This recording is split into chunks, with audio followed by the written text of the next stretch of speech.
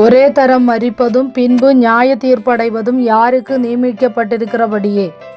ஏ தேவதூதர், B மனுஷர், C இயேசு கிறிஸ்து, D சாத்தான்.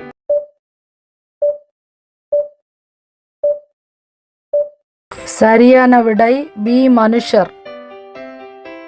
அநேகருடைய பாவங்களை சுமந்து தீர்க்கும்படி ஒரே தரம் பலியானது யார்? ஏ பிரதான ஆசாரியன், பி நீதிமான்கள், சி ஆசாரியன், டி கிறிஸ்து இயேசு.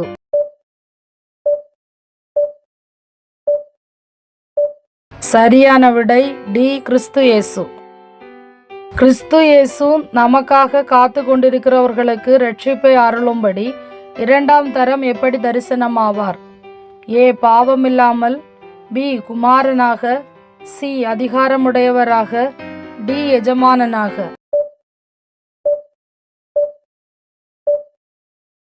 சரியான விடை ஏ பாவமில்லாமல். எபிரேயர் 9வது அதிகாரத்தில் எத்தனை வசனங்கள் உள்ளன? ஏ 29, பி 27, சி 28, டி 26. சரியான விடை சி 28.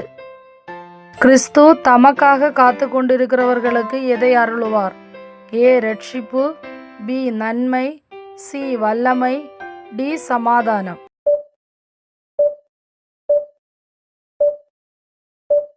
சரியான விடை ஏ இரட்சிப்பு.